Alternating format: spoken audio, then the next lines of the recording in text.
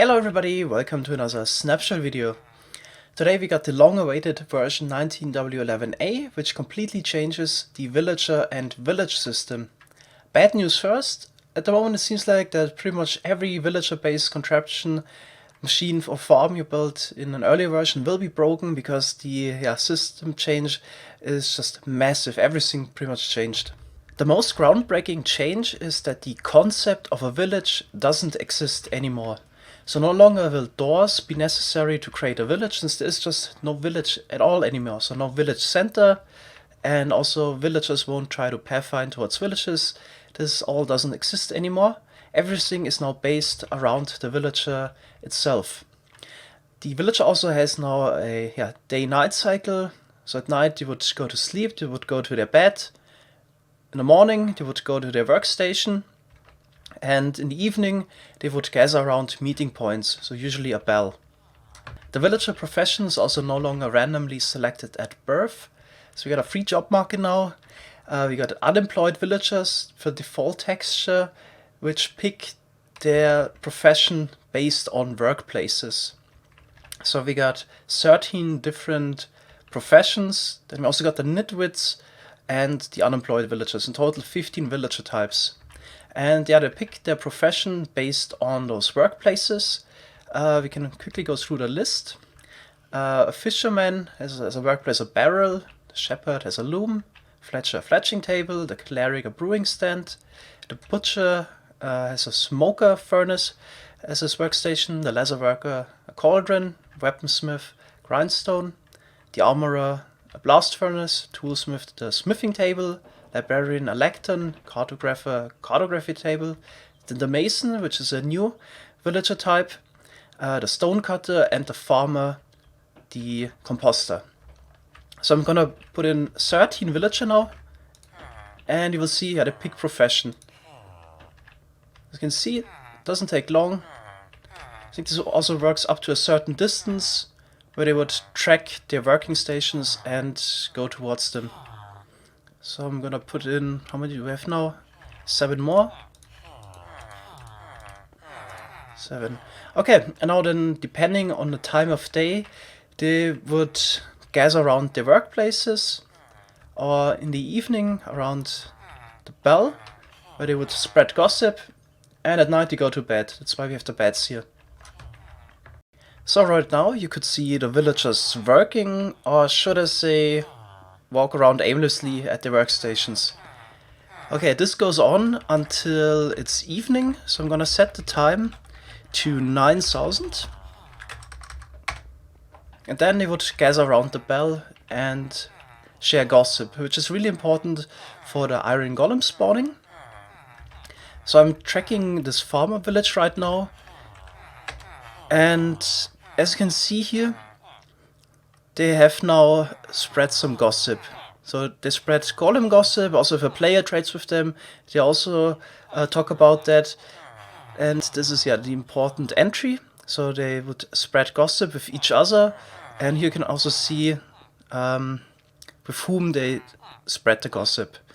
So this is a bit complicated now. We got 2 golem gossips. So one villager talked with 2 other villagers, and we also get a certain value.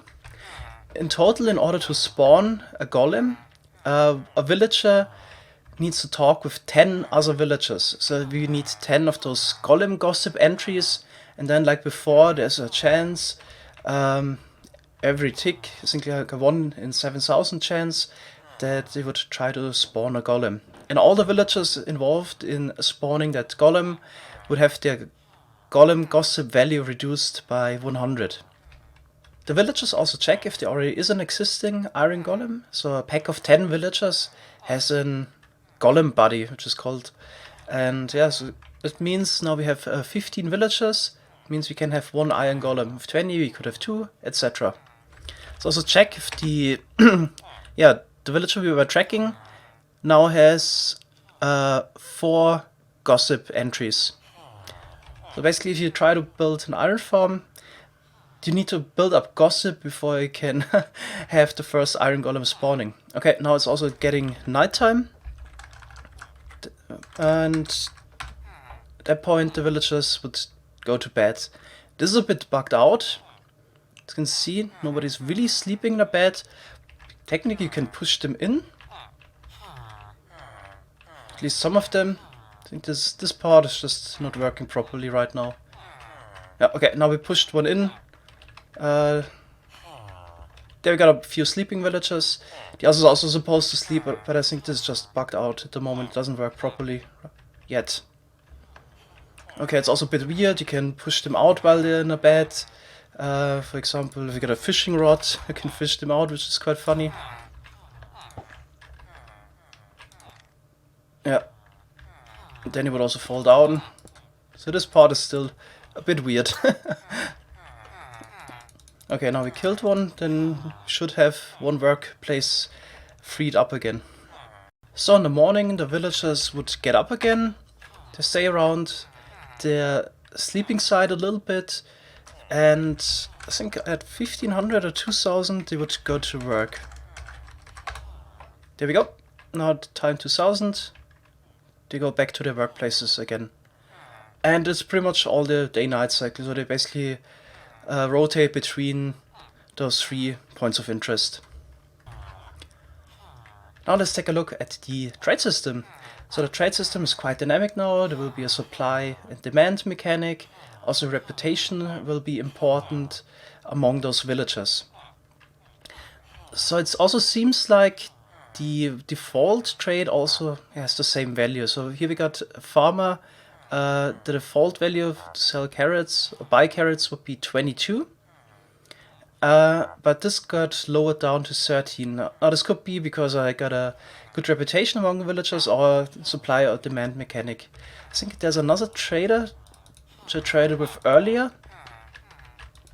Yeah, this one here. Already sold him a lot of carrots, and now I would need to sell him 26 carrots to get 1 emerald. So it seems like the demand is really low on carrots with this one here, while with the other one could, yeah, easily trade now. Okay, then as you already saw, there's a bar at the top. You need to level the villagers up in order to unlock new trades now. On servers currently the trading system is broken, so I could keep trading with them. So for example, I can, as you can see, buy a lot of bread at once. And I get also a ton of XP, so you can easily level them up on a server. Okay, let's do that. Now these are journeymen. Let's buy bread again. And we could just keep doing this. Okay, now I also get the particles around the villager. Indicates they leveled up. Now he's an expert. Now we can buy cookies, sell melons, buy suspicious stew, 2 types even. Let's actually do that. Let's see if we get something good. Or buy a bunch. So what does this do for us? Oh yeah, I'm in creative mode, I can't eat it. Yeah, okay, it's probably a random suspicious stew. And now it's completely leveled up to master level. And it's actually something new, you couldn't get it before. Now we can buy a glistering melon from them. And even golden carrots. And now let's also see what that suspicious stew does.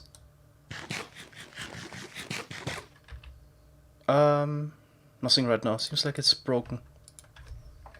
You can already get a full list of the trades the villagers offer on the Minecraft wiki, but let's maybe go through the most interesting ones. There's also a new addition.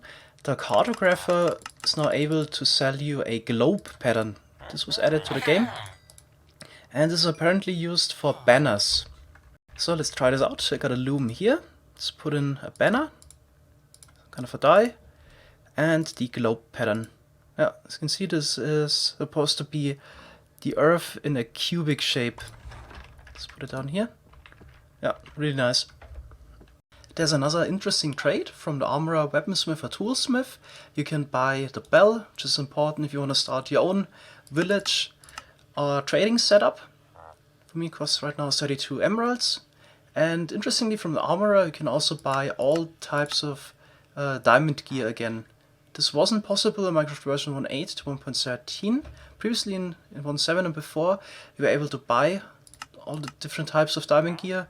And now again you're able to do so.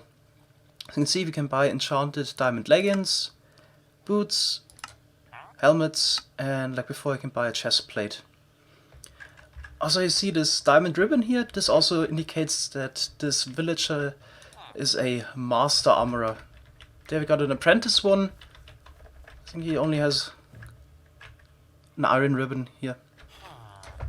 From a journeyman or higher toolsmith you can also now buy a diamond hoe, which wasn't possible before, and from an expert or higher you can also buy a diamond shovel now, and as before you can buy a diamond pickaxe and also a diamond axe, which is enchanted already. Okay, then there's another mechanic. If you punch the villagers, their traits will go up. So he's now mad at me. Previously it cost, you had to give him 4 iron ingots, and now you need to already give him 6 for 1 emerald. If I punch him again, probably will go up even further. Now he needs 8 already, so you need to be careful that you don't punch your villagers you want to trade with. Let's also check out the new mason trades, because a lot of materials just became renewable. So you can sell clay, but more interestingly you can buy bricks. Previously this was a non-renewable material, now you can just buy it. Then you can sell stone, buy stone bricks, sell andesite, buy polished diorite. You can even sell quartz, which I definitely don't recommend. And you can also buy terracotta or glazed terracotta. Of course, it's a bit random. From this one I can buy the green terracotta. So probably need to get more masons to cover every terracotta type in the end. And also interestingly, now you can buy quartz pillars, which you can use to make quartz stairs and also quartz slabs later. All of those changes to the villager trading system will also affect how your trading hall will look like in the end. You probably will have more villagers because of the limited supply and demand. And instead of picking the best trade to get emeralds, you probably want to sell a whole bunch of items to the villagers. For example, if you look at the butcher, can no longer focus, for example, on only selling raw chicken. You definitely want to sell raw chicken, mutton, dried kelp, and sweet berry bush. This definitely gives an incentive to build lots of different farms just to get as many emeralds as possible per day. There's another feature I almost forgot to mention. Depending on the item you're holding, the villager will indicate the items you can trade for those items. So right now the librarian is holding either a lantern, enchanted book, or a compass, or a name tag. That's all the traits that I unlocked already. If you would hold, for example, a paper, indicates that he wants to trade that with an emerald.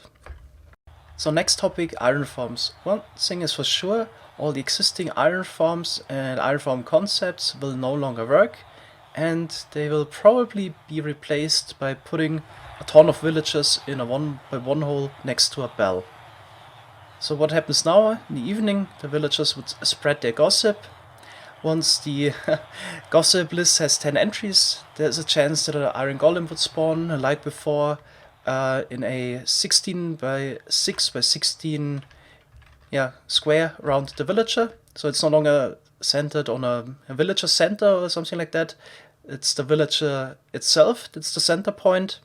And then you just need to get rid of the golems somehow. So you could either use water streams. Here we use a zombie in order to direct the iron golem into the drop chute here. As before, the golem is killed by lava and items could be picked up here. So there will be no more villager or village chaining to make super fast iron farms. All probably depends now on the amount of villagers you put in a hole. So also those villagers don't need to be employed, they don't need a bed, so they just need to gather around the bell in the evening and spread gossip. That's it. Now, if we've already done some testing, what's the ideal amount of villagers in that cell? Currently we have 300 in there. Yesterday I've done some testing with 20 and 120 instead. We're not quite sure what's the ideal amount of villagers yet. Definitely 300 is a bit much, server's already lagging. It seemed like, what we can tell so far, that having about 100 villagers in a cell is quite good. In order to not get entity cramming, of course, we put some vines in there in order to prevent that. What I'm not quite sure right now is the gossip system, and especially those value entries. So right now we've got a lot of entries with this villager that has a minus 100. I've also already seen villagers with entries of minus 500. Not sure if there's maybe a mechanic that at some point the villager will no longer be able to spawn golems because all of the entries are in the negatives. So that's what I'm not quite sure right now. We'll have to see about that. But yeah, so far I can definitely say the new iron farms are not really that interesting. So compared with the old mechanics before, especially with the complex village chaining, which was definitely a lot more interesting, the new iron farms are actually quite boring. What seems to be broken right now is villager breeding. So like before, I gave the villagers carrots, which they share between each other. We get the love particles, but I've never seen a baby villager so far, so we've been waiting hours upon hours, but it just doesn't happen. I'm also not quite sure if you need to provide additional beds. We also tried that. We also tried to provide additional workstations, so that also doesn't seem to be a factor for the villager breeding. So it seems like currently it's just broken. What's also now possible is that you would have hermit villagers that live on their own in a single house, since they're no longer bound to the village structure. So now they would cycle between their workstation and their bed and maybe a meeting place. But unfortunately it seems like no longer is working as villager harvesting crops. So instead of doing that, they just walk around their workplace. I actually had to cover up those composters because they have a tendency to jump into the composters and stay in there. Yeah, so it seems like also crop farms might no longer be working, because, yeah, as you can see, the crops are ignored. So my personal opinion, to sum it up, is that I'm a bit disappointed with the new villager system. I was hoping the villagers would become more lively, exactly that, for example, that farmer villager system where they would farm crops would be expanded to other professions as well. For example, a fisherman goes to, for example, a river and starts fishing. The butcher would kill animals and it would become just more interactive. Right now what's happening is that the villagers cycle between points of interest, and that's pretty much it. So you can't even tell much of difference between the old villagers and the new ones, because all you see is villagers wandering around, aimlessly, pretty much. Now let's also cover the rest of the snapshot. So the smithing and the fletching table got a crafting recipe. Currently they don't have any function. So you can get the smithing table by having 4 planks and 2 iron ingots like this. And similarly, you can get the fletching table just by having 2 flint on top. And as you can see, right now, they don't have any functionality if you right click them, but Mulching said they're gonna add functionality later. It's probably gonna be in 1.15 or later. Then we also got another change that I'm really excited about, because I covered this topic on my channel a few weeks ago. Blocks blown up by TNT and TNT minecarts will now have a 100% drop chance. So let's check this out. I'm gonna blow up the torch and a lot of sand around it. So usually torch would be gone. As you can see, it dropped. And additionally, a lot of sand. Maybe let's pick that up.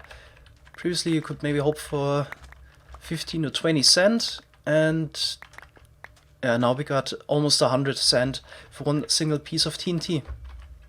This change is actually quite important, not only for the technical players, also for the casual players, because TNT finally became a viable option for mining. Of course, technical players are also really happy because TNT-based blast chambers, which you could feed the output of your tree farm or cobblestone farm into, is basically now an intended feature, because we no longer need to rely on a bug in order to break our blocks. Alright, next let's go underground. I just want to see if it makes sense to use TNT in order, for example, to get iron or diamonds. What I also need to know about TNT is that explosions would still destroy items, even if the explosion happens in the same tick. So if I ignite both those TNT blocks at the same time, we won't find the redstone torch because it got blown up. So a viable strategy would be using single explosions. So you could do it like that. An explosion here, then the next one there. Always keep a distance between the TNT blocks. So TNT spamming definitely won't be a viable way to go mining. But as you can see, there's definitely a ton of blocks you can get. And maybe we could also make a flying machine based contraption in order to propel the TNT forward, so some kind of a tunnel bore. This might actually be a viable way to get diamonds now. Then we also have a lot of bug fixes in this version. So a lot of those fixes were focusing on death animation bugs. For example, you could dupe items, as I've shown last week, by killing a zombie in the same moment as it converts into a drowned mob. Then you would drop the items, and literally the new drowned mob would hold those items. And yeah, all of those bugs got fixed. That also means you can no longer dupe items by using the end portal method. And for example, previously you were able to kill a sheep and then shear the death animation. All of those bugs got now properly fixed. We still need to do some testing, but this change also might mean that some mob farms could be made faster, because previously the death animation, which existed for 1 tick after the mob was killed, also counted towards the mob cap. So mob farms that were limited by the mob cap could become faster now, if the death animation doesn't count towards the mob cap. We still need to do some investigating if that's actually the case. And there's another bug fix I'm really happy about. The dog loot tables got finally fixed. So if your dogs would now kill a wizard skeleton, there is a chance, again, that the wizard skeleton drops a skull. And then we have another bug fix that might be interesting for a melon and pumpkin farm. Melons and pumpkins are now able to grow under blocks, which wasn't possible before. And there we also got a melon now. Seeds can also be placed against other blocks. This wasn't possible before, so you can now aim at a seed block I placed previously and place the next one. This also works, for example, for nether wart now, so this could mean we could make more efficient AFK nether wart farms. Scaffolding also got fixed again, so you're now able to bridge out again, and the blocks would also drop down in the end. The Wandering Trader and the Trader Yama will also no longer spawn when the game rule 2 mob spawning is set to false. So those were, in my opinion, the most interesting gameplay features and bug fixes in the snapshot version. You can also find the full list of the bug fixes, of course, on the Minecraft homepage. Thanks so much for watching, see you in the next video, bye bye!